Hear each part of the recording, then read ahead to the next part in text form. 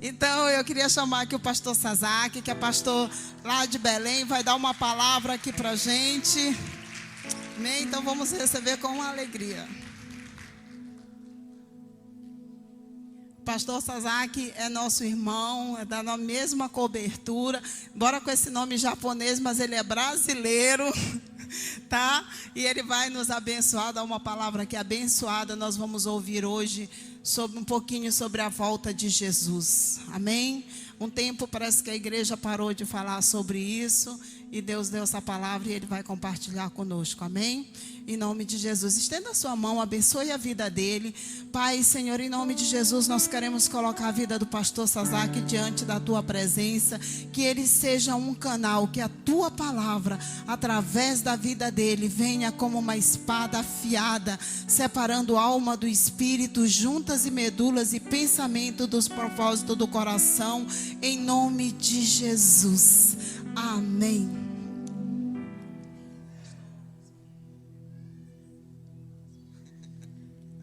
Amém. A pastora está dizendo aqui que eu só tenho tempo limitado. Então, vamos abrir a nossa palavra do Senhor, a Bíblia Sagrada. Quem trouxe a sua espada, levante ela bem alto aí, em nome de Jesus. Amém. Quem não trouxe, senta do lado de um crente aí. Brincadeira. Oi, irmãos, é um prazer estar aqui com vocês, amém? É um prazer, assim, estar compartilhando a palavra do Senhor aqui na comunidade cristã de Ananindeua. Desde já mando um abraço da comunidade cristã de Belém, nossos irmãos lá de Belém. Mando um abraço aqui para vocês, nosso pastor Edmilson, mando um abraço para vocês. Amém? A minha esposa ali, a pastora Jane também, que está ali. Fica de pé, meu irmão, minha esposa. Deus abençoe sua vida, minha esposa. Ela falou, não me chama lá no alto, não me chama no púlpito. Amém? Queridos, como está seu coração nessa manhã? Está receptivo para a palavra do Senhor? Você sai da sua casa com expectativas de ser saciado pela palavra do Senhor? Ser saciada a sua alma pela palavra do Senhor? Amém? Hoje nós vamos meditar numa palavra que tem sido deixada de ser pregada nos púlpitos das igrejas. E o Senhor, nesses últimos tempos, incomodou meu coração. E eu fiz um propósito com Deus, que onde o Senhor abrisse uma porta, eu iria ministrar essa palavra.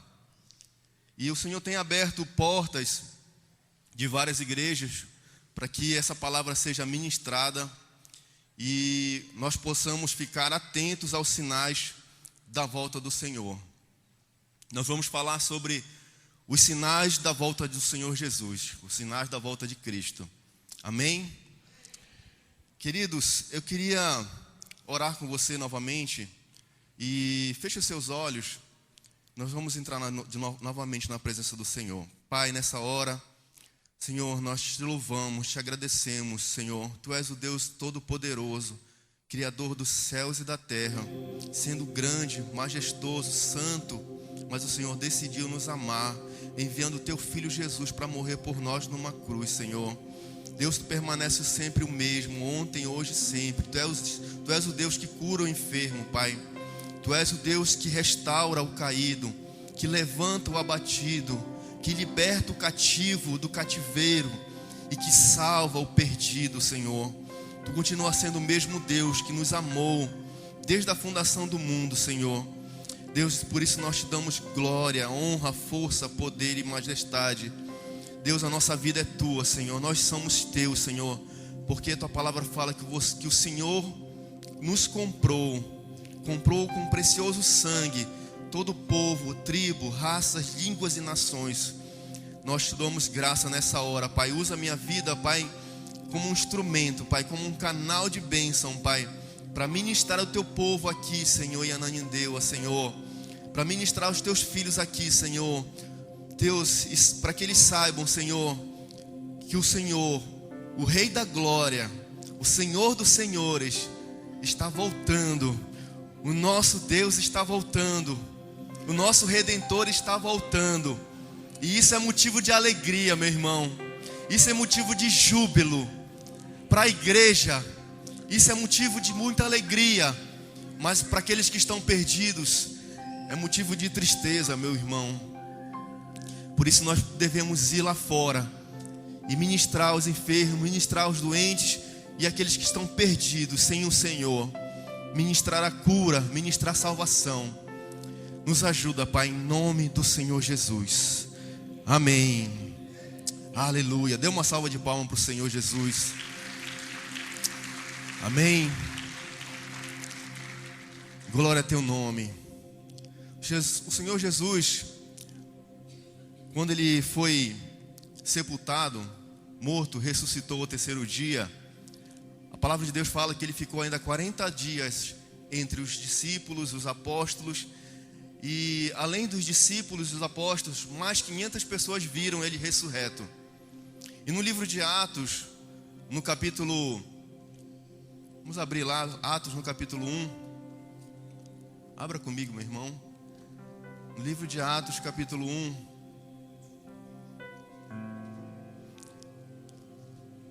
versículo 9, ele fala assim: dita essas palavras, foi Jesus levado às alturas, à vista deles, e uma nuvem o encobriu dos seus olhos.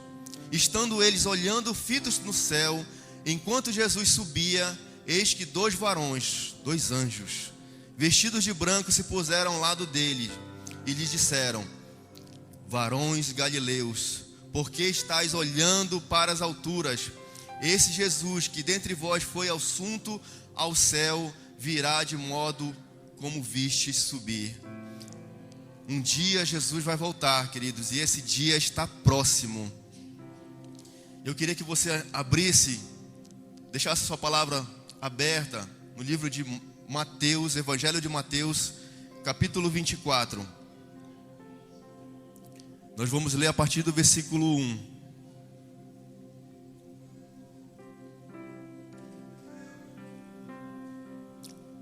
Glória a Deus.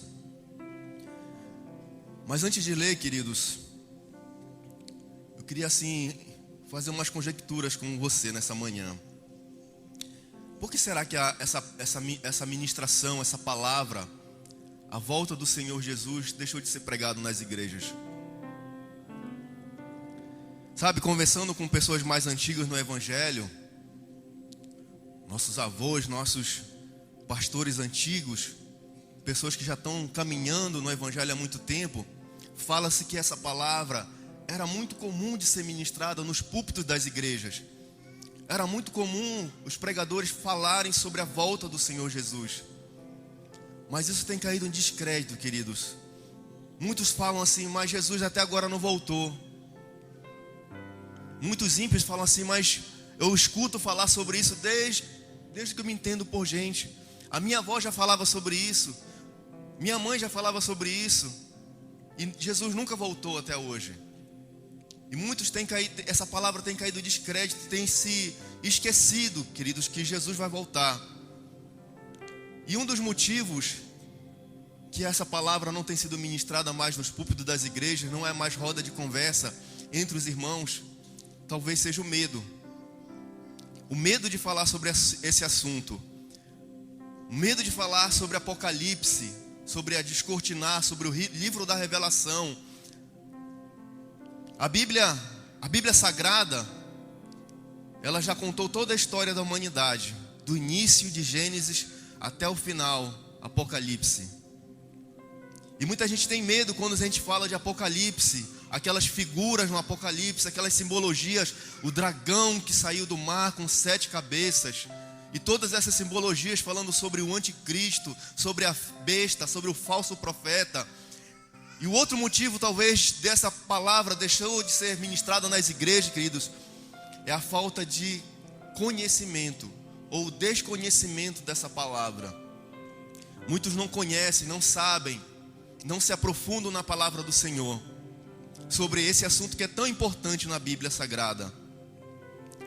Por que é tão importante esse assunto, queridos, na palavra do Senhor? Para você ter uma noção, quando nós falamos de Bíblias, quando falamos sobre Jesus Cristo, há cerca de 300 referências a respeito do nascimento de Jesus, da primeira vinda de Jesus na terra. Deus encarnado como ser humano, como homem. Mas há 8 vezes mais referências, 2.400 referências na Bíblia, no Velho Testamento e no Novo Testamento, sobre a segunda volta do Senhor Jesus. 2.400 referências, 8 vezes mais. Então você vê que há uma importância muito grande sobre esse assunto na palavra de Deus. O outro aspecto seria o desinteresse. Muitos não têm interesse de falar sobre isso, de falar sobre que Jesus está voltando. Por que essas pessoas têm esse desinteresse? Porque elas estão apegadas nesse mundo, queridos. Muitos de nós estamos mais arraizados nesse mundo que olhando para o céu. Muitos de nós estamos vivendo esse mundo em vez de viver para o céu. Algumas pessoas, essa palavra não agrada os ouvidos de alguns ouvintes. Talvez ele estrague o plano de alguns. Alguns sonham em construir uma carreira, em montar um negócio. Enfim, sonham, projetam. Grandes empresários querem construir grandes empresas.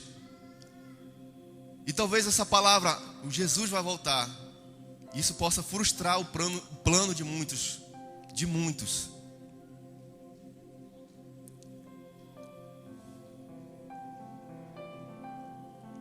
E o hedonismo, queridos, é uma das características também. Por que não se fala mais sobre isso na igreja? O que é o hedonismo, queridos?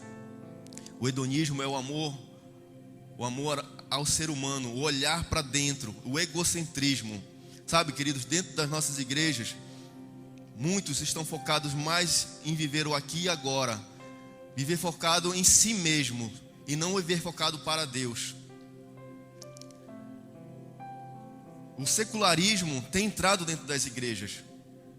O que é o secularismo, queridos? É a igreja parecer mais com o mundo do que parecer com o reino de Deus. Muitas coisas têm entrado dentro das igrejas, queridos.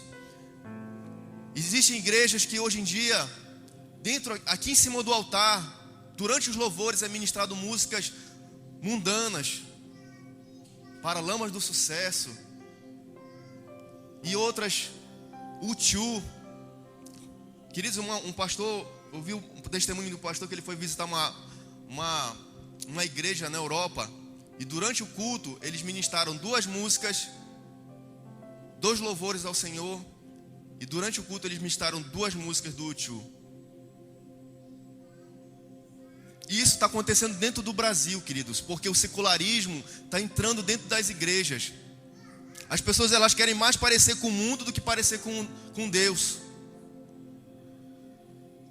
O secularismo tem entrado fortemente dentro de muitas igrejas, queridos. E, por exemplo, hoje, a santidade, ela tem sido perdida na mente das pessoas. Quando o secularismo entra dentro da igreja, é permitido tudo, há um liberalismo. As pessoas pensam assim, eu posso namorar e posso manter relações com a minha esposa, ou com a minha namorada, que Deus me perdoa. A graça de Deus me perdoa. E não é assim, queridos. Nós precisamos andar em santidade na presença do Senhor. A santidade, queridos, nós precisamos buscar, voltar aos nossos cultos de orações e se encher do Espírito Santo, ter um avivamento dentro da igreja, andar em santidade, porque Jesus está voltando, queridos. E Jesus falou que será que quando Ele voltar, achará amor na terra, achará fé? A fé de muitos estão se esfriando, queridos. Há um esfriamento espiritual em todas as igrejas da terra. Eu não estou falando só de Brasil, eu estou falando de nações que têm se esfriado, igrejas que têm se transformado em algo que não é um culto a Deus. E nós precisamos voltar ao Senhor, ao Senhor, o verdadeiro amor, o primeiro amor. Amém?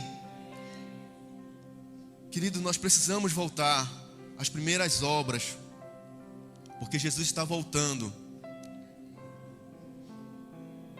E por último, queridos, é profético. Por que essa palavra tem sido deixada de ser ministrada nos púlpitos das igrejas. É profético. Jesus falou certa parábola, falou uma parábola das 10 virgens. E ele falou que durante essa parábola existiam 10 virgens, sendo 5 delas prudentes e 5 delas loucas, nécias. E essas noivas, essas virgens, elas estavam esperando o noivo para as bodas do Cordeiro. Quem representa esse noivo? É o próprio Senhor Jesus. E na parábola, Jesus fala que esse noivo tardou a chegar. Esse noivo demorou para chegar. Muitos pensam que Jesus está demorando para chegar, mas existe um tempo determinado para todas as coisas. Mas a palavra de Deus fala que, tardando o noivo, aquelas 10 virgens adormeceram. Mas a palavra de Deus falou que na meia-noite ouviu-se uma voz, ouviu-se um grito: eis aí o noivo, saía ao encontro dele. E aquelas noivas despertaram. Quem é essa voz profética, queridos? Que fala que o noivo está voltando à meia-noite. Queridos, a meia-noite representa a hora mais escura da noite, a hora mais escura que a humanidade está passando. Nós estamos passando por uma hora escura da humanidade. Os nossos valores morais têm caído em descrédito. Os nossos valores éticos. A humanidade toda tem se corrompido na prostituição. E à meia-noite esse grito veio, o grito dos profetas, o grito da palavra de Deus, falando: eis aí o noivo está voltando, prepare-se, igreja, o noivo está próximo. Levante, acorde, porque aquelas 10 noivas estavam completamente dormindo. E sabe o que significa 10, queridos? 10 significa totalidade. Quando Jesus falou dessas 10 virgens, ele estava falando da totalidade da igreja. Sabe o que diferenciava aquelas 5 virgens daquelas outras 5? As prudentes levaram consigo azeite de reserva para suas lâmpadas, porque se o noivo tardasse, eles tinham azeite para andar no escuro. Sabe o que representa esse azeite, queridos? É a presença do Espírito Santo na tua vida. Você precisa se encher do Espírito Santo, encher a sua vida desse azeite, para que a sua lâmpada não se apague, porque está vindo um esfriamento espiritual, queridos. Muitos têm andado desmotivados. Se isso tem entrado na tua vida, meu irmão, ore ao Senhor, busque ao Senhor, venha nos cultos, leia a palavra do Senhor, medite nele, feche a tua porta do teu quarto, entre na presença do Senhor e busque a face do Senhor. Se encha do Senhor, não deixa esse esfriamento espiritual entrar na tua vida. Busque a presença do Senhor mais e mais, porque o dia do Senhor se aproxima. E aquelas outras 10 virgens que não eram prudentes, eram loucas, eram nécias, a Bíblia fala que elas não levaram consigo azeite de reserva, e as lâmpadas delas se apagaram. E aquelas noivas prudentes foram ao encontro do noivo e entraram nas bodas do Cordeiro. Mas aquelas noivas que eram loucas não entraram na boda do Cordeiro. Sabe que você imagina, queridos, se nós levarmos isso literalmente, Jesus está falando que metade da igreja não vai entrar no céu. Isso é muito grave, meu irmão, minha irmã. 50%. Quando elas foram bater na porta, o noivo falou, o próprio noivo abriu a porta e falou: não vos conheço, apartai-vos de mim, vós que praticais a iniquidade, praticai o mal, nunca vos conheci. Isso é um dos motivos porque essa palavra não tem sido pregada nas igrejas. Há um esfriamento profético, queridos, com relação a isso, com relação a esse assunto da volta do Senhor Jesus.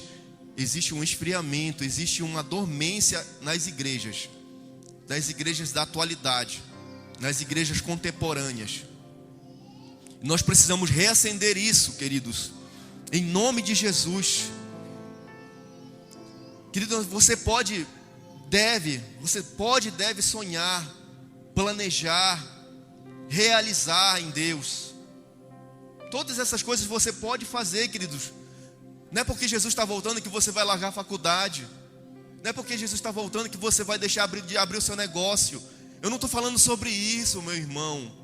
Eu estou falando que nós precisamos viver para Deus, realizar, sonhar, projetar, mas viver em santidade como se Jesus fosse voltar hoje, amanhã, essa semana, esse mês, esse ano.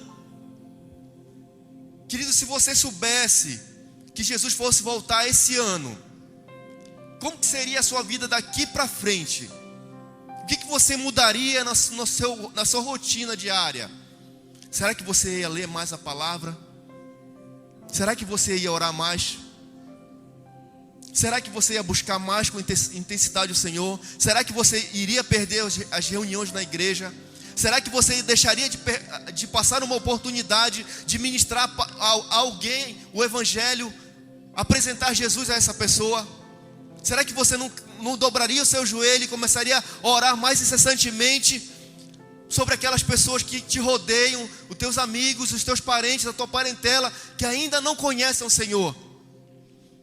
Queridos, é desse modo que nós precisamos viver. Sonhar, projetar, realizar em Deus todas essas coisas, mas viver em santidade como se Jesus fosse voltar hoje, amanhã, a qualquer momento. Queridos, pode nem dar tempo de eu terminar essa mensagem e Jesus voltar agora, porque a Bíblia fala que Ele virá como um relâmpago, como um abrir e piscar de olhos. Ele virá como um ladrão. Por que a Bíblia fala que Ele virá como um ladrão, queridos? Porque você não espera o ladrão na sua casa, porque você está dormindo, mas vocês não são aqueles que dormem, porque a palavra do Senhor está te anunciando nessa manhã. Não durma, meu irmão. Enche as suas lâmpadas, leve azeite de reserva, se encha do Espírito Santo de Deus. Busque ter uma vida de santidade, busque ter uma vida de oração, busque ter uma vida cheia do Espírito Santo de Deus. Amém? Agora eu vou começar a pregar. Cadê a pastora Vá? Abra o seu livro no Evangelho de Mateus, capítulo 24. Vamos ler comigo. Mateus, capítulo 24, a partir do versículo 1.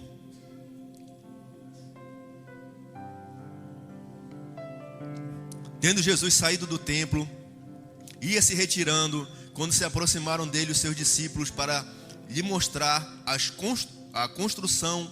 construções do templo. Ele, porém, lhes disse: não vede tudo isso? Em verdade vos digo que não ficará aqui pedra sobre pedra que não seja derribada.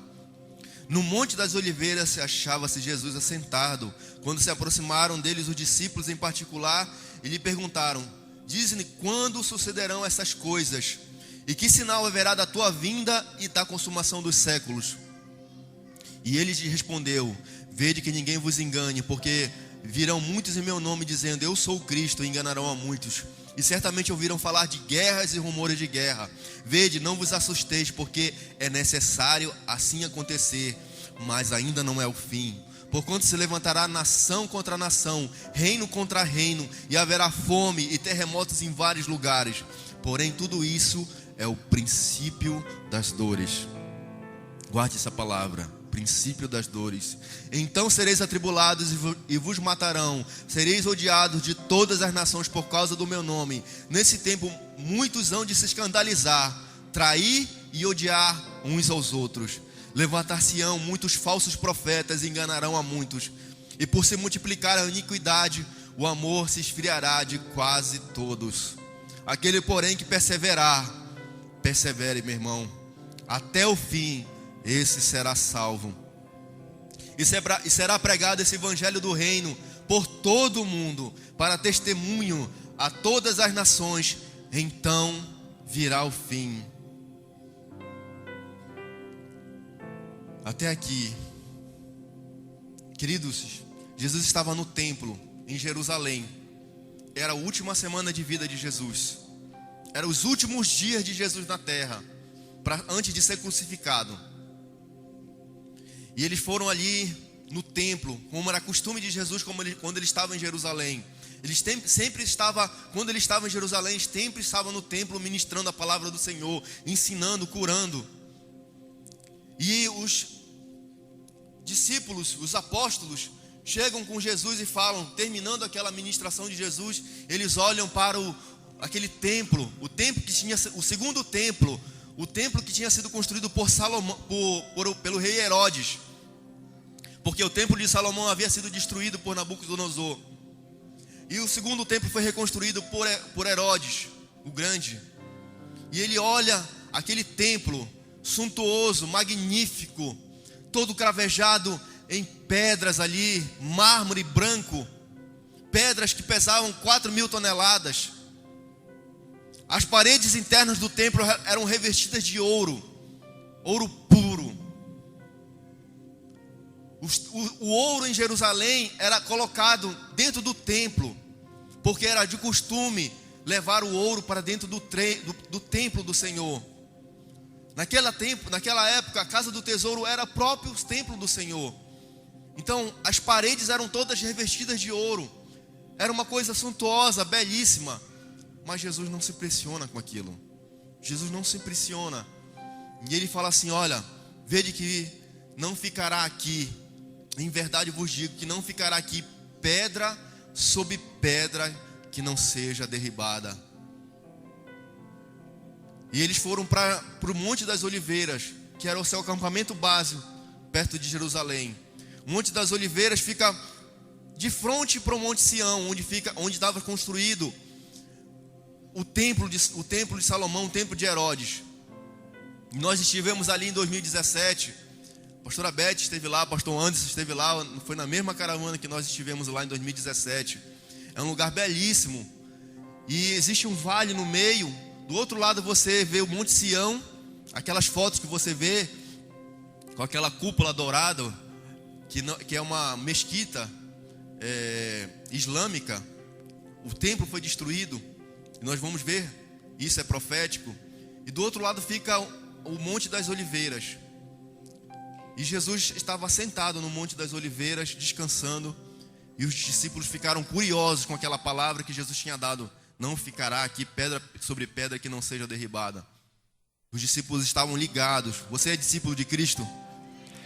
Fique ligado na palavra. Fique ligado. E eles perguntaram para Jesus. Jesus, eles fizeram 3 perguntas para vocês. Você já parou para pensar sobre isso? Eles fizeram 3 perguntas para Jesus. Dize-nos quando sucederão essas coisas. Que coisas? O templo, quando ele será destruído. Segunda, que sinais haverá da tua vinda? E terceiro, da consumação dos séculos. Jesus fala para eles, começa a partir dessa pergunta, houve um desenrolar desse texto que nós vimos aqui de Mateus 24, que é um sermão escatológico, que é uma palavra escatológica do Senhor Jesus. O que é a escatologia? É o estudo da volta de Cristo, o estudo da volta do fim, o estudo do fim dos tempos. A partir desse momento, Jesus começa a revelar o que vai acontecer com o templo, com a sua volta, que sinais haverá da sua volta e da consumação dos séculos, do final de todas as coisas. E ele fala assim, no a primeira pergunta, versículo 15, Mateus 24, 15. Quando, pois, vires o abominável da desolação que falou o profeta Daniel no lugar santo, quem lê entenda, então os que estiverem na Judéia fujam para os montes. Quem estiver sobre o eirado não desça para tirar de casa coisa alguma. E quem estiver no campo não volte atrás para buscar a sua capa. Ai das que estiverem grávidas e das que amamentarem naqueles dias. Orai para que a vossa fuga não se dê no inverno e nem no sábado, porque neste tempo haverá grande tribulação, como desde o princípio do mundo até agora não tem havido e nem haverá jamais. Jesus estava falando aqui do templo, mas ele estava falando também dos acontecimentos próximos da sua vinda. No ano 70 de Cristo, no ano 70 da nossa era, 40 anos depois que Jesus tinha sendo levado aos céus, um general chamado Tito, do Império Romano, filho de um imperador, Vespasiano. Esse homem, ele prepara uma armadilha, leva 10.000 homens para Jerusalém. Por que ele faz isso, queridos? Porque Jerusalém era uma província que ainda estava sob o domínio do Império Romano. Desde aquela época, 40 anos já haviam se passado depois que Jesus foi levado ao céu, e a Judéia, Jerusalém, ainda continuava sob os domínios do Império Romano. Mas os judeus daquela época, volta e meia, se revoltavam contra o Império Romano e faziam rebeliões contra o Império Romano. Até que o imperador, cansado disso tudo, manda o seu filho, o general Tito. Isso está escrito, um pesquisador chamado Flávio Josefo escreveu isso. Esse pesquisador Flávio Josefo viveu nesse período desses acontecimentos. E esse general prepara uma emboscada na Páscoa, no sábado, onde todos os judeus que moram ali na Judéia e outros de outros lugares, de outras cidades, eles vão para Jerusalém adorar o Senhor na Páscoa. E quando dá 6 horas da tarde, no sábado, eles fecham os portões, porque é o costume do judeu descansar no sábado. Vocês sabem disso. E o sábado do judeu começa na sexta-feira, de sexta-feira até o sábado do outro dia. E na sexta-feira à noite, o general Tito entra com 10.000 homens, uma legião de 10.000 homens naquela cidade, onde estava cheio de judeu. Sabe o que acontece ali? Um massacre, queridos. Um massacre sangrento. Ele mata todos os judeus que estavam ali, homens, mulheres, crianças. Foi um banho de sangue, queridos. E eles pegam, os soldados do imperador Tito estão lá no templo tentando retirar o ouro, e eles põem fogo no templo. E a vontade do imperador, desse general, era não colocar fogo no templo, porque ele já tinha ali nesse acontecimento, durante isso tudo aconteceu, ele matou um porco no altar, dentro do templo do Senhor. E para o judeu, o porco é o animal mais impuro que existe. E ele fez aquilo ali afrontando o nosso Deus, e para que ele pudesse sacrificar os seus deuses ali, os deuses romanos.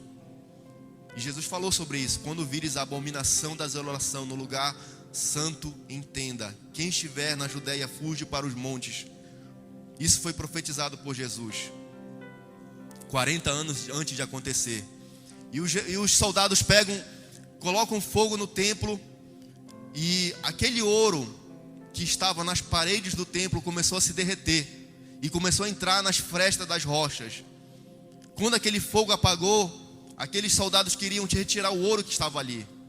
Lembra que eu falei que todo o ouro era levado para Jerusalém? Quando eles colocaram fogo no templo, o ouro ficou nas pedras, no chão, tudo ficou derretido e começou a entrar nas frestas das pedras. E eles começaram a derrubar o templo todinho para tirar o ouro que estava ali. E a profecia se cumpriu: não ficaria ali pedra sobre pedra que não seria derrubada. E não ficou, queridos, pedra sobre pedra que não fosse derrubada ali. A partir daquele momento, os judeus foram dispersados por todas as nações da terra. Os judeus que sobraram não voltaram mais para Jerusalém. Os judeus que sobraram começaram a fugir. Fugiram para a Europa, fugiram para outros lugares. Não voltaram mais. Essa cidade ficou desolada. Os judeus não mais habitavam ali. Depois disso tudo, que o Império Romano fez isso, muitos outros reinos tentaram dominar Jerusalém. Mas não os judeus, não o povo de Deus, porque o povo de Deus estava espalhado por toda a face da terra. E eles se espalharam, queridos. E nós vamos ver aqui que Jesus falou: sinais, quando sucederão essas coisas? Ele já falou sobre o templo. E que sinais haverá da tua vinda? Queridos, há alguns sinais que eu quero nessa manhã ler com vocês. E ele respondeu: Vede que ninguém vos engane, porque muitos virão em meu nome dizendo, eu sou Cristo, e enganarão a muitos. E ele fala, depois ele fala aqui no versículo 8, e sereis atribulados e vos matarão, sereis odiados de todas as nações por causa do meu nome. Nesse tempo muitos hão de se escandalizar, trair e odiar uns aos outros. 11, levantar-se-ão muitos falsos profetas e enganarão a muitos. Falsos profetas que enganarão a muitos. Muitos vão de se escandalizar, serão perseguidos pelo nome do Senhor. Querido, nós vemos hoje uma apostasia na igreja. Apostasia é a falta da verdade. Heresias sendo pregadas nos púlpitos das igrejas, de muitas igrejas, queridos. Graças a Deus que nossa igreja, ela procura estar sempre firmada na palavra. Graças a Deus por isso, querido, que nós temos pastores que nós fomos ensinados, queridos, a andar na palavra, a não ensinar nada aquilo que não venha da palavra. Nós precisamos ter responsabilidade, queridos, e ensinar aquilo que está na palavra. Eu não posso trazer um ensino aqui para vocês que seja da minha cabeça, da minha vontade. Eu tenho que ministrar aquilo que está na palavra. E graças a Deus por isso, nós temos pastores, líderes que têm ministrado a palavra na sua vida. Porque, queridos, existem igrejas aí, queridos, que misericórdia, meu irmão, tem andado no erro, tem andado na heresia, na apostasia. Muitos falsos profetas se levantando, falsos pastores, querendo enganar, queridos, a muitos, então levando muitos, enganando muitos, queridos, com falso evangelho. Desde quando você ouviu falar que o evangelho é prosperidade, é a teologia da prosperidade? Jesus nunca falou sobre isso, meu irmão. Jesus pregou o quê? Para nós curarmos os enfermos, libertarmos os cativos e trazer liberdade àqueles que estão presos por Satanás, através da palavra, através do evangelho. Ministrar aqueles que estão perdidos, querido. Esse foi sempre a pregação e o ensino de Jesus. Mas veio uma teologia, queridos, da América, falando que é da prosperidade, que nós nascemos para sempre estar ali, sermos sempre prósperos. Não virá sobre nós doença alguma, não virá sobre nós dificuldade financeira. Essa semana passada, o pastor Neto, que vai ser consagrado agora, dia 20, o irmão Neto, ele estava ministrando na igreja e trazendo uma tradução de Salmos 23. O Senhor é meu pastor e nada, né? Sabe qual é a versão verdadeira dessa? Tradução real: o Senhor é meu pastor e Ele não me faltará. Porque quando a gente fala assim, o Senhor é meu pastor e nada me faltará, sabe? Isso pode trazer frustração na vida de alguns. Poxa, pastor, estou passando por dificuldade. Salmos 23 fala que o Senhor é meu pastor e nada me faltará. Eu estou sem saúde. E está falando lá que nada me faltará. Eu estou sem saúde. Às vezes falta dinheiro, não falta, irmão? Falta. Jesus não está falando sobre isso. O Senhor é meu pastor e Ele não te faltará. Deus não te faltará na tua vida, meu irmão. Ele não está falando sobre bens materiais. Ele está falando que Ele não te faltará na tua vida. Ele, o Senhor, pode aplaudir o Senhor, meu irmão, porque o Senhor não te faltará. Ele é teu pastor. Jesus é o pastor dos pastores. Ele nos leva a águas de descanso, queridos. Ele refrigera a nossa alma. Ele é nosso pastor, Ele é nosso sumo pastor, queridos. Mas tem sido pregado, Senhor, um falso evangelho. E nós precisamos voltar ao primeiro amor, voltar à palavra do Senhor. Amém? Isso é um dos sinais que Jesus está falando da sua volta. Quando Jesus voltar, falsos profetas, falsas doutrinas, muitos enganos. E ele fala aqui, versículo 6: e certamente ouvireis falar de guerra e rumores de guerra. Vede que não vos assusteis, porque é necessário assim acontecer, mas ainda não é o fim. O século 20, que é o século que terminou agora, em 2000, foi chamado pelos historiadores de o século da guerra. Nunca na história da humanidade teve tanta guerra como no século 20. Nós tivemos 2 grandes guerras mundiais. A Primeira Guerra Mundial, que matou 37 milhões de pessoas. E a Segunda Guerra Mundial, 20 anos depois, matou 77 milhões de pessoas. Dessas 77 milhões de pessoas, 7 milhões de judeus. Lembra dos judeus que estavam espalhados pela face da terra? Os judeus ali na Europa, quando Hitler se levantou, ele dizimou os judeus da Europa, dizimou os judeus na Alemanha, na Polônia. Onde tinha judeu, ele perseguia, levava para os campos de concentração e matava. Então nós vivemos aqui o século da guerra, queridos. Nós passamos até hoje, queridos, nós estamos no século 21. E nós fomos ali ouvindo falar de guerras e rumores de guerra. A todos os momentos, queridos, existe uma guerra fria ainda entre Estados Unidos, China, Rússia. É uma guerra que não é declarada abertamente, mas eles estão competindo economicamente, belicamente. Essas 3 nações, China, Rússia e Estados Unidos, elas têm tanto armamento nuclear que são capazes de destruir a Terra 20 vezes. Na Segunda Guerra Mundial, em 6 de agosto de 1945, nós descobrimos o poder de destruição da energia atômica.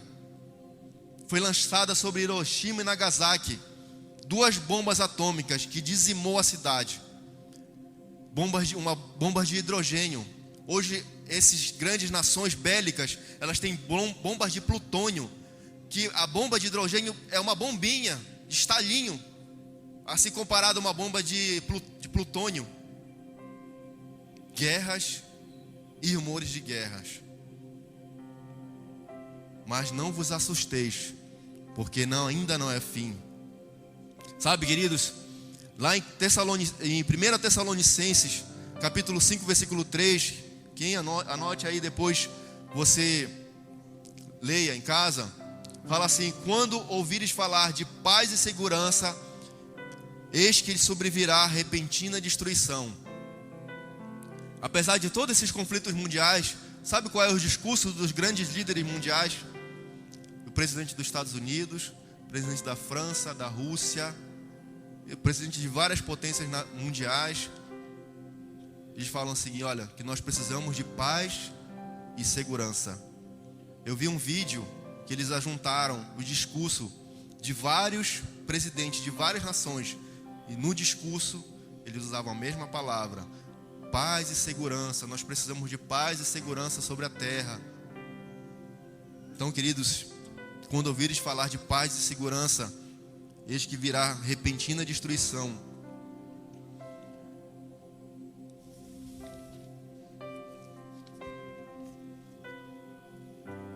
Catástrofes naturais, queridos.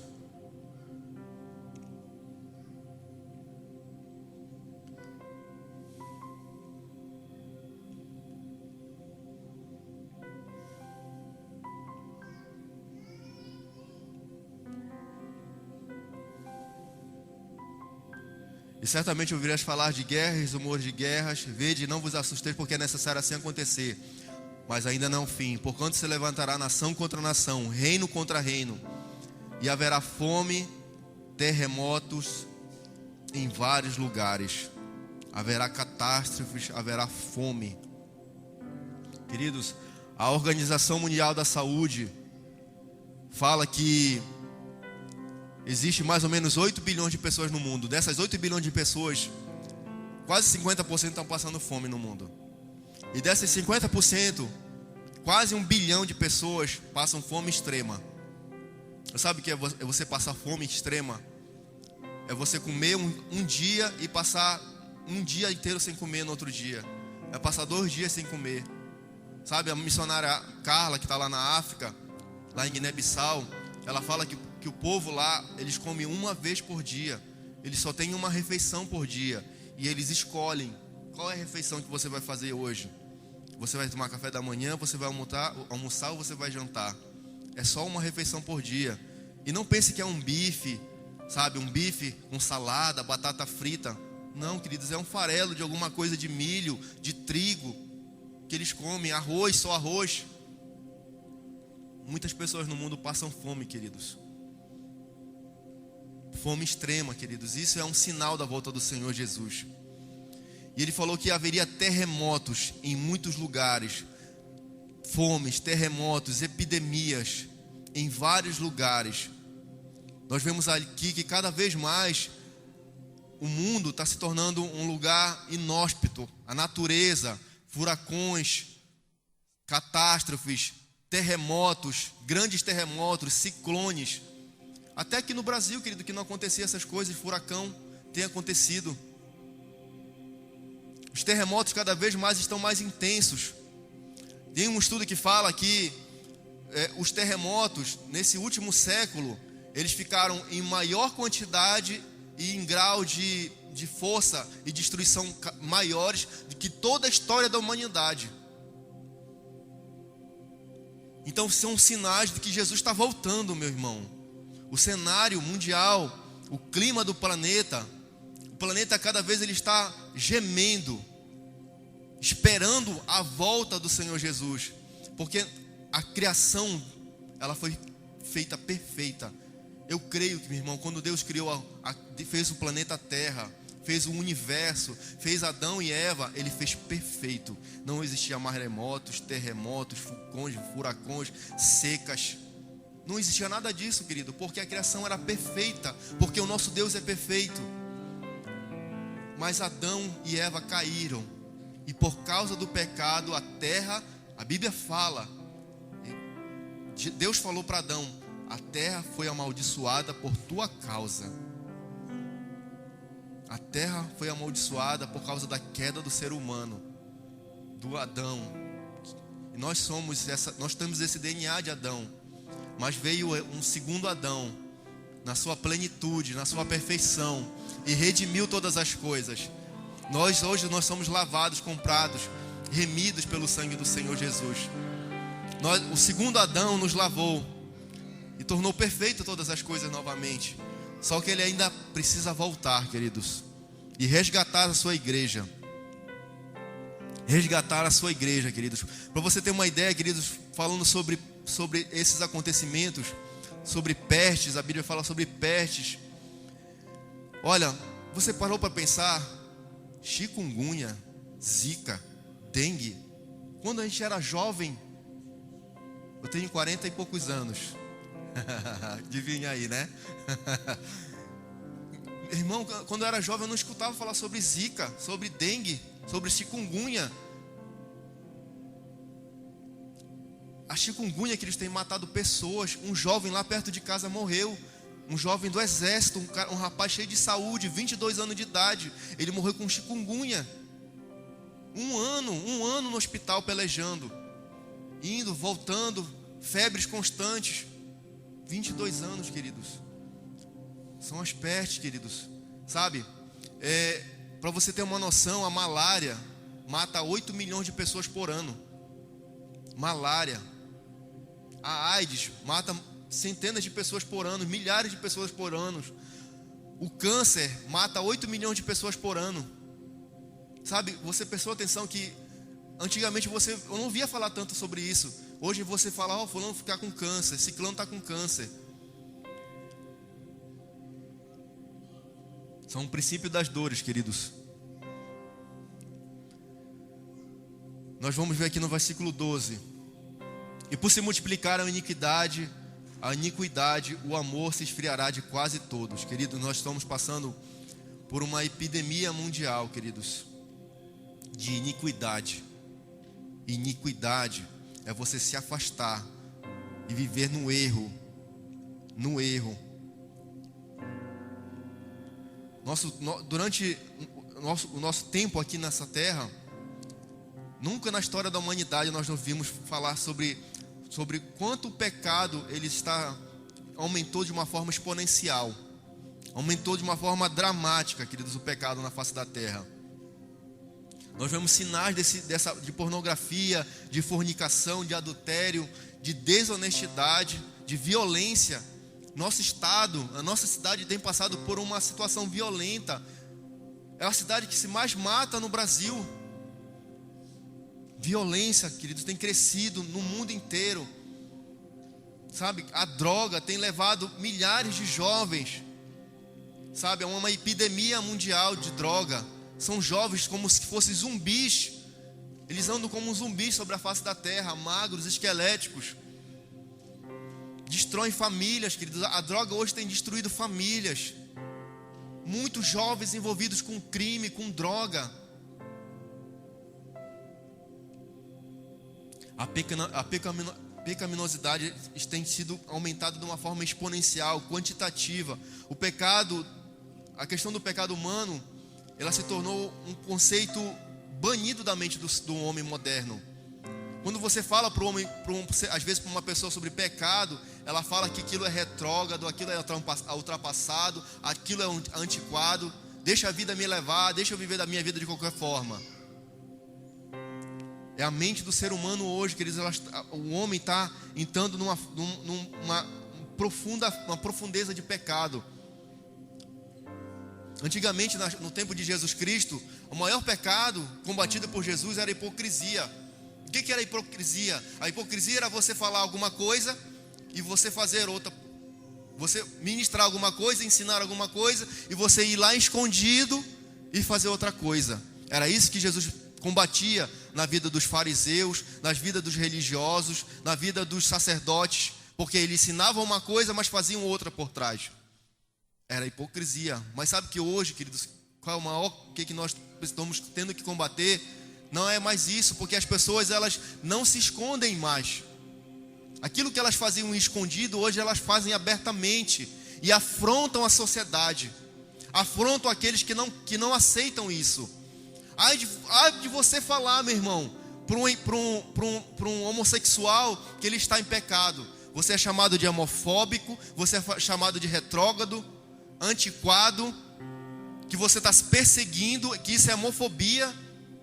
Está aí, lá no juízes lá do Suprema Corte, semana passada eles autorizaram, dizendo que a homofobia é crime. Quer dizer que você não pode mais falar para uma pessoa que ele está em pecado, que aquilo é pecado diante dos olhos do Senhor, que Deus ama a vida dele, mas que Ele quer que ele saia do erro.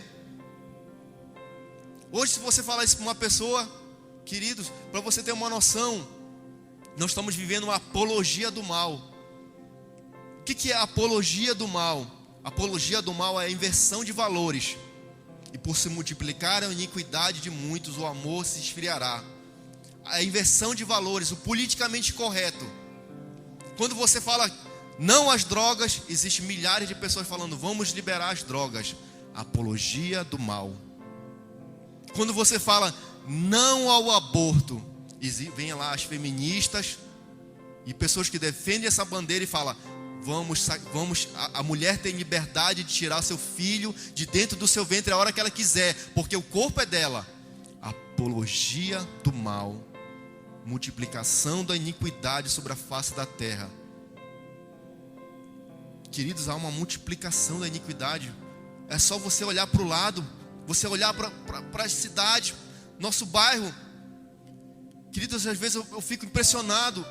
Tem uma escola perto de casa que essas crianças de 8 anos, queridos, 9 anos, elas já têm todo aquele trejeito de homossexual. 8 anos de idade, 9 anos, 10 anos. Estão perdidas, queridos. Sabe? Crianças de 10 anos, 8 anos, 9 anos de idade. Meninas se beijando na boca. Pelo amor de Deus, misericórdia. Onde nós vamos parar, meu irmão? Nós precisamos, sabe, queridos, sair das nossas igrejas e ir lá para fora, saquear o inferno e povoar o céu, meu irmão. Nós precisamos levar o evangelho, queridos. Nós precisamos despertar. Nós não podemos ficar estáticos. Nós precisamos andar, sabe? O Espírito Santo, ele se move dentro de nós. Nós precisamos ir e pregar o evangelho, pregar Jesus, sabe, que Jesus transforma, que Jesus cura, que Jesus liberta, que Jesus salva, que Jesus transforma a vida das pessoas. Jesus, ele é capaz de transformar a vida daquela pessoa que você fala, olha para a vida dele e fala, isso aí não tem jeito. Mas para Jesus tem jeito sim. Para Jesus, pau que nasce torto não morre torto, queridos. Porque ele é o carpinteiro, queridos. Ele pode mudar a nossa vida, ele transforma a nossa vida. Mas ele quer te usar e me usar, ele quer nos usar, queridos. Existe uma pergunta que Deus faz: quem enviarei? Quem há de vir? E o profeta Isaías fala, eis-me aqui, Senhor, envia-me a mim. Depois de ter sido purificado nos seus lábios, Jesus já nos purificou, ele, através do seu sangue. E nós precisamos, sabe, ir lá fora, queridos, saquear o inferno e povoar o céu. Há uma operação do erro, queridos, uma operação do erro. Eu estava lendo uma revista, e na revista estava escrito assim: está na moda ser homossexual. A capa da revista: está na moda ser homossexual. Aí eu pergunto para os irmãos aqui, quem quer ficar na moda? Ninguém quer, né, ficar na moda aí, né, irmão? Misericórdia. Sabe por que isso está acontecendo? É a operação do mal, a apologia da iniquidade, a apologia do mal. Querido, sabe o que está acontecendo? As trevas, elas têm virado luz, e a luz tem virado trevas. O amargo ficou doce e o doce amargo. O bem tem virado mal e o mal tem virado bem. Há uma inversão de valores, queridos. O politicamente correto. Quando você combate certas coisas, vem lá os politicamente corretos falar, não, isso aí não. Politicamente correto não é. Você não pode falar que a pessoa está em pecado. Você não pode falar sobre isso na igreja. Você não pode falar sobre isso na igreja, porque você não pode falar sobre pecado na igreja. Porque tem irmão que fica com a cara emburrada e se levanta e vai embora. Misericórdia, meus irmãos. Nós precisamos ser assim, ministrados. Nós precisamos mudar de vida, mudar de atitude. Se você ama Deus, quem ama Deus aqui? Nós amamos Deus. Se nós amamos Deus, Deus tem que ser prioridade na nossa vida. Deus tem que ser prioridade na nossa vida, porque Jesus está voltando. Jesus está às portas, queridos. Jesus está às portas, Ele está próximo de voltar, meu irmão.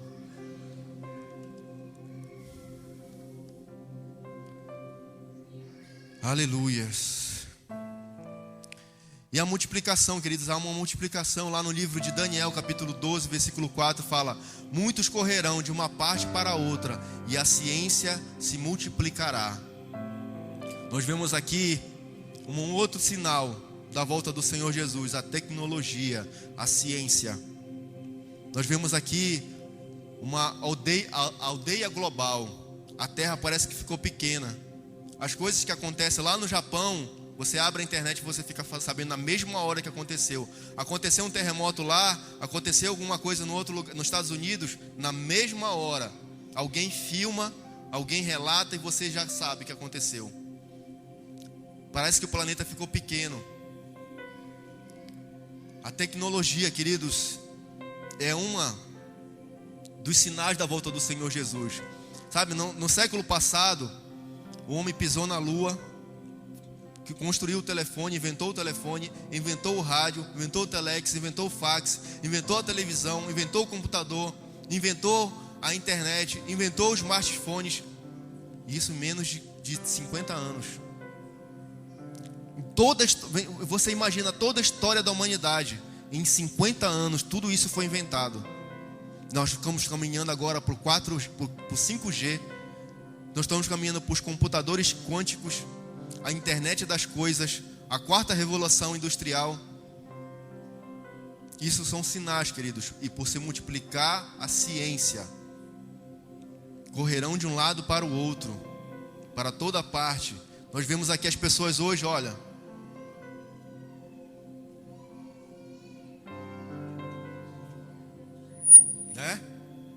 As pessoas sentam para ir para o restaurante, para estar em família. Todo mundo está lá, em vez de estar conversando, está todo mundo olhando para o seu celular. Pessoas sentam para se reunir na mesa da cozinha ou na sala, todos estão olhando para o celular.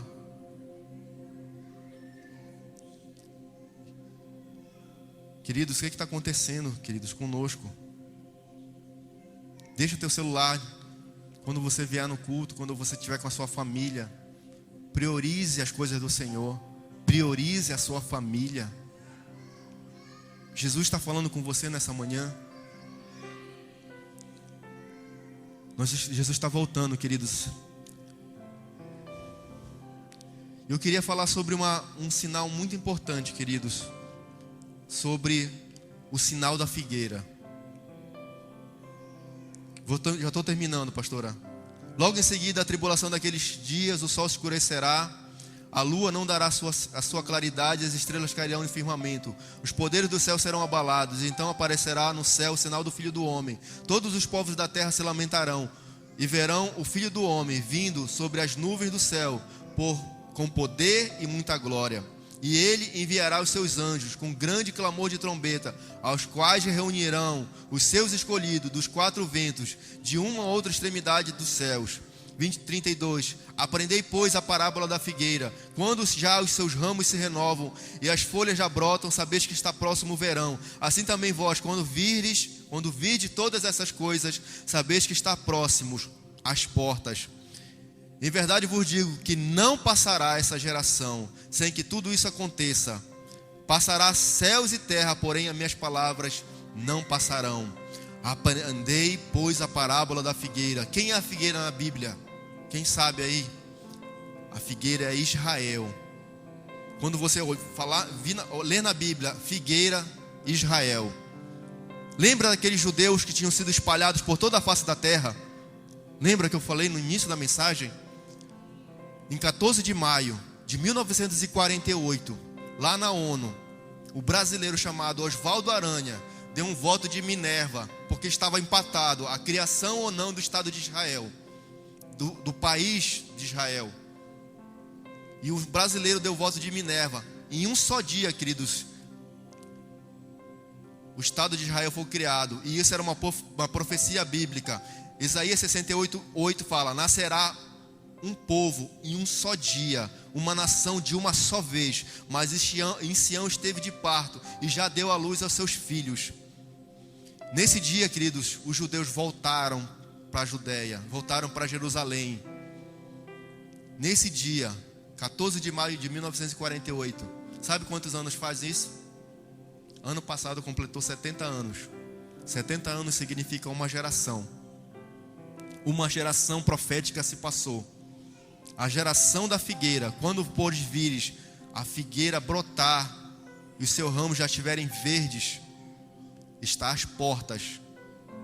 Israel, em 70 anos de criação, um estado, uma nação com 70 anos de criação, é uma potência mundial, economicamente, militarmente falando. É uma potência. Para você ter uma ideia, queridos, lá eles cultivam flores no deserto. Eles exportam flores. Como que uma nação onde está numa região desértica, queridos, exporta flores?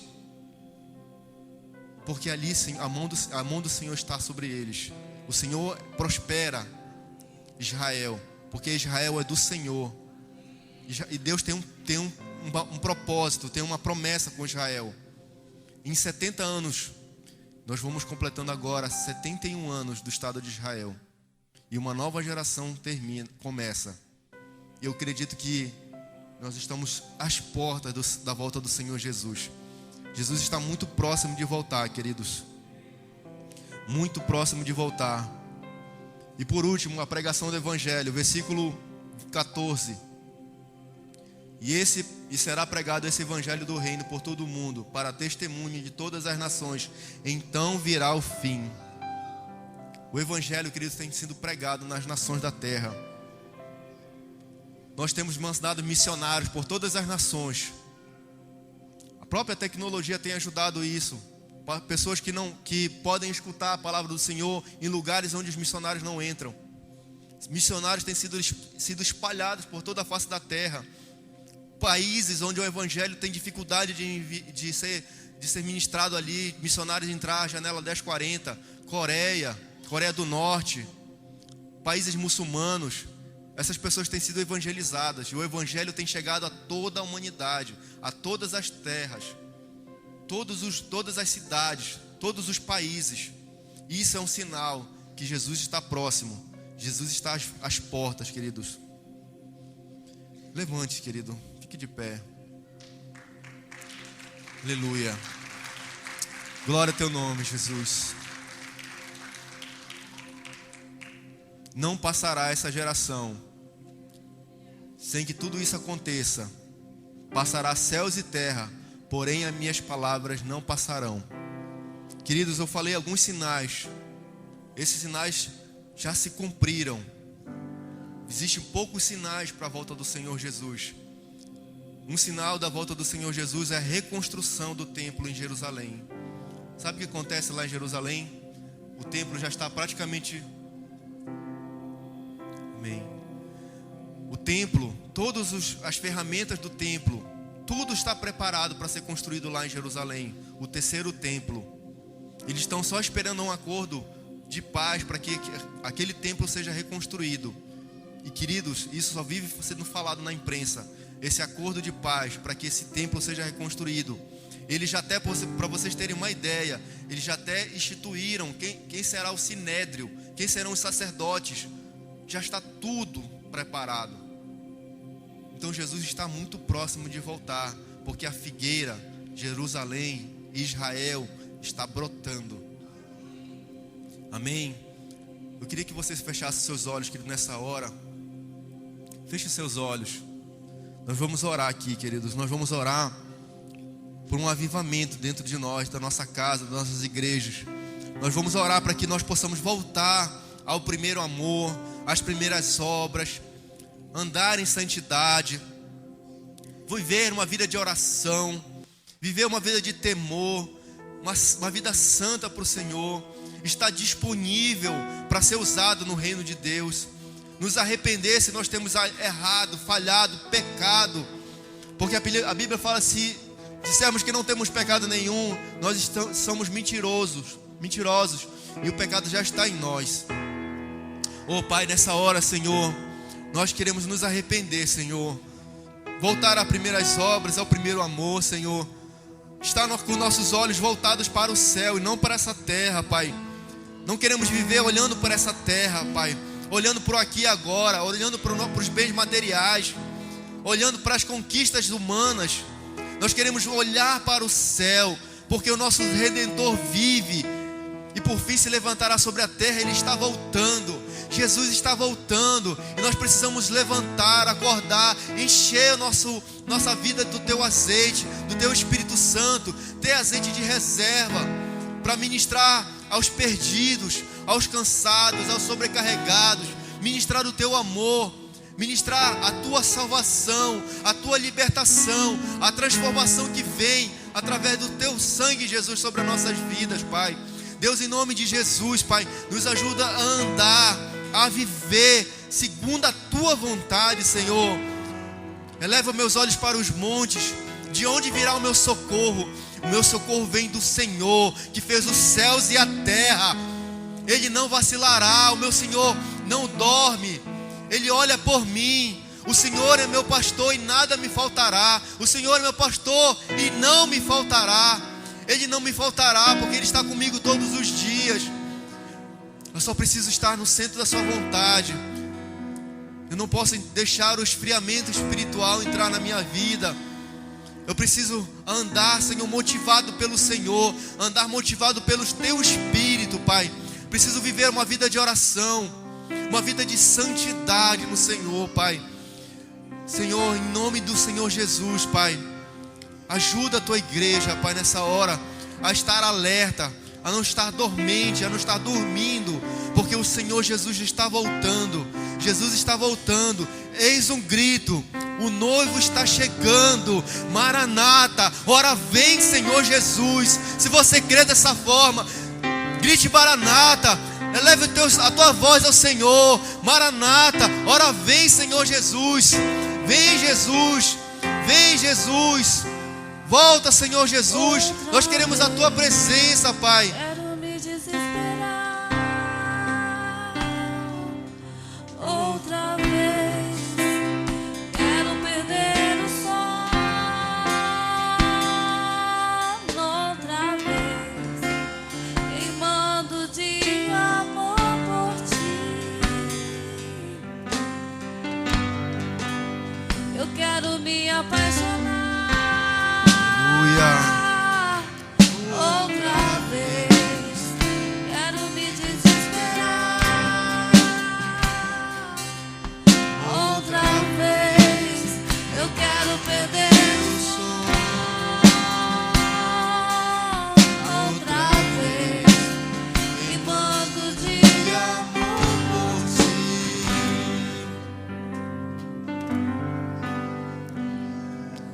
Aleluia. O Espírito e a noiva dizem: vem. Aquele que ouve, diga: vem. Aquele que ouve, diga: vem. O Espírito e a noiva dizem: vem. Aquele que tem sede, venha. Quem quiser, receba de graça da água da vida. Aleluia. Aquele que dá testemunho destas coisas, certamente venho sem demora. Amém. Ora vem, Senhor Jesus. Aleluia. Aleluia, Jesus. Vem, Jesus. Ora vem, Jesus. Irmãos, se tiver alguém aqui nesse momento, irmãos, que ainda não decidiu andar com Jesus, esse é o tempo. Essa é a oportunidade, queridos. Não sabemos quando o Senhor vai voltar. Sabemos que está prestes, às portas. Hoje o Senhor te dá uma oportunidade, sim, de entregar a tua vida a Ele. Se existe no nosso meio, queridos, alguém que quer entregar a sua vida a esse Jesus maravilhoso, que mudou a minha vida, que mudou a vida de muitos aqui, queridos, que nos transformou, que nos lavou, que nos remiu, que nos perdoou. Você tem acesso ao Pai. Você tem acesso ao céu através de Jesus Cristo. Querido, se há alguém no nosso meio que decidiu, sabe, andar com Jesus, entregue a sua vida a Ele nessa manhã. Levante a sua mão, meu irmão. Se há alguém no nosso meio, amém. Eu queria orar por vocês. Vem aqui que eu quero orar por vocês, irmãos, em nome de Jesus. Vem aqui, irmãos. Se alguém que fez essa oração pela primeira vez, vem aqui, irmãos, em nome de Jesus. Eu quero orar pela tua vida.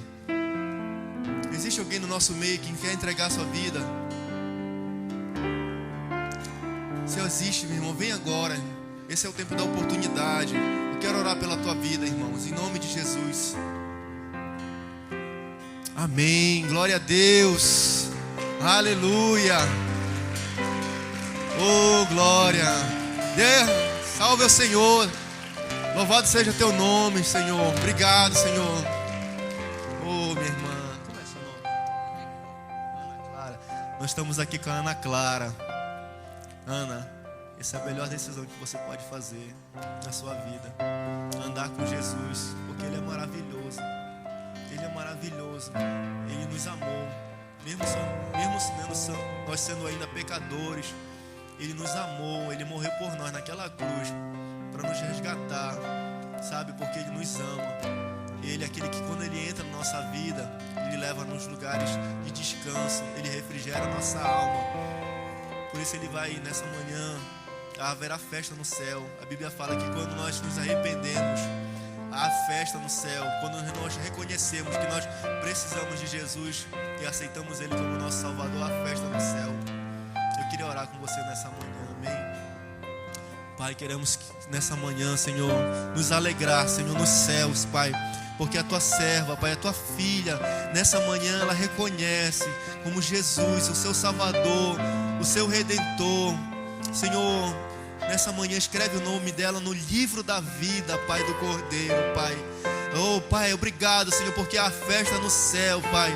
Senhor, recebe, Senhor, escreve o livro dela, Pai, o nome dela no livro da vida, Senhor, em nome de Jesus, Senhor, segura na mão dela nessa hora, Pai, Senhor, segura na mão dela, Senhor, e ajuda ela na caminhada, Senhor, Deus, nos seus dilemas, nos seus conflitos, Pai, traz paz nessa hora, Pai, refrigera a alma dela, Senhor, traz alívio, traz descanso, Senhor, em nome do Senhor Jesus, Pai, porque o Senhor é teu pastor e nada te faltará. Ele não te faltará na tua vida, minha irmã. Ele será contigo todos os dias da tua vida. Você se alegrará, você testemunhará o amor de Deus sobre a sua vida. Em nome de Jesus, o Senhor vai te usar como um canal de bênção para ganhar muitas vidas. Em nome de Jesus, Pai. Em nome de Jesus, Pai. Obrigado, Senhor, pela vida da tua filha nessa hora, Pai. Obrigado, Senhor, em nome do Senhor Jesus, Pai. Louvado seja o teu nome, Pai. Amém.